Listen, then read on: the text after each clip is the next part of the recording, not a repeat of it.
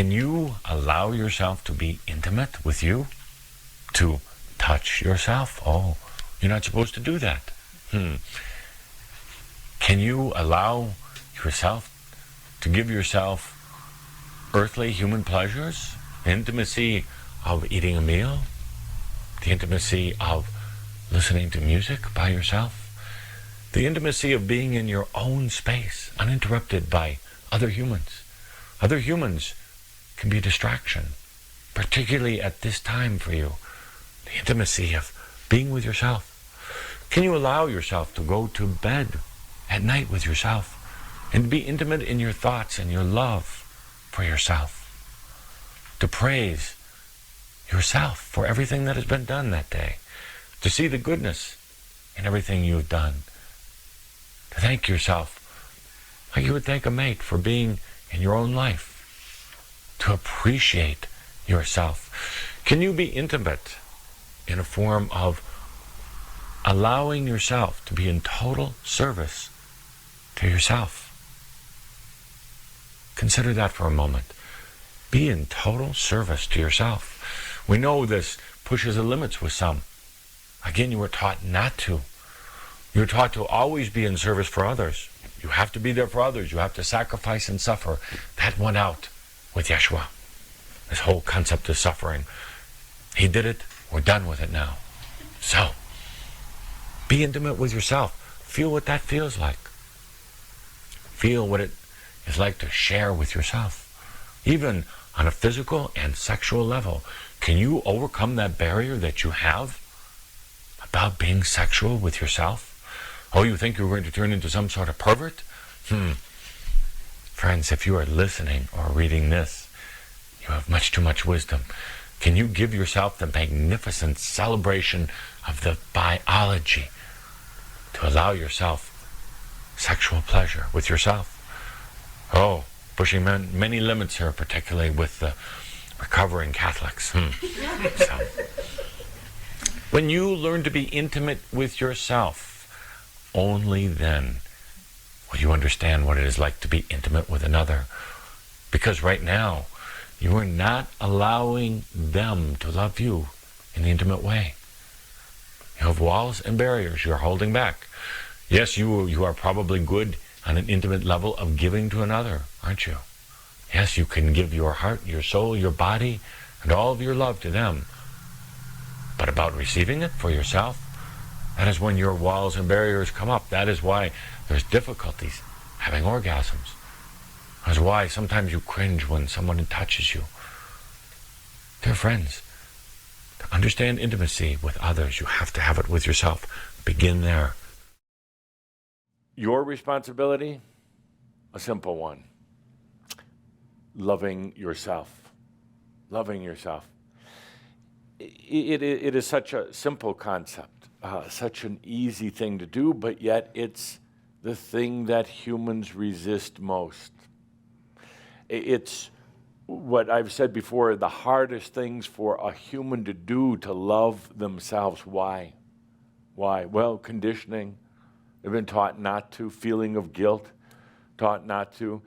It's easier to love and to give to another than to yourself. Why? In this why answer, I'm going to answer so many of the questions stacked up on Linda's lap. Oh, you know how fond I am of questions and answers. But the answer to that, why is it so difficult? Why do you run into challenges with something like Aliyah? Why do you run into difficulty with abundance and things in your life? Self-worth. And that's why loving yourself is difficult, because somehow you don't feel you're worthy. You certainly are. Most of you. All of you. You certainly are worthy of that. Isn't it time now? Isn't it just time for accepting your own self-worth? Absolutely. I'll draw a clear line. I like doing that. I like inviting people to leave if they're spiritual hobbyists and not truly interested in their embodied enlightenment. But I'll draw a clear line that the line is, you'll find it difficult, if impossible, to go forward with the work we're doing as shaumbra, as Crimson Circle, if you do not allow self-worth and self-love. Your one responsibility to yourself, your human responsibility, is to love yourself.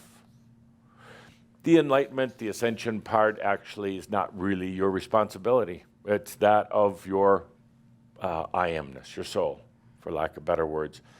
Your responsibility is simply loving yourself. How does one do that? Do you have to go through a lot of practices and exercises? Not really. Just give to yourself. Do aliyah once a month, simple self-love. Give yourself abundance, simple self-love. Look at everything you've done as something done in love. But your responsibility is just loving yourself, accepting yourself. That's it. What's missing in your life? Sex. Sex. And the master says, when was the last time you had Don't answer that. a good screaming orgasm? Don't remember. Oh. And the master says, would you like one? Yes. How bad do you want it? Badly. Stop that farter. How bad, how much do you want one? A lot. A lot. So I'm going to suggest this. After we're done with class today, go back to your room, lock the door, take a hot bath, and for once, touch yourself.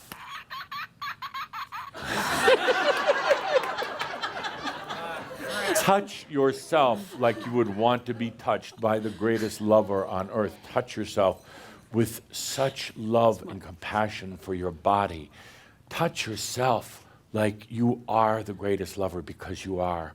Touch yourself and feel no shame in bringing yourself to that greatest union of body, mind, and spirit that a human could possibly experience. Even so much more than any being in all of creation can experience. Because when a human loves themselves, there's no guilt or shame. When a human loves themselves like that, they are emulating, they are mimicking the soul, because in every moment, the soul is falling in love with itself.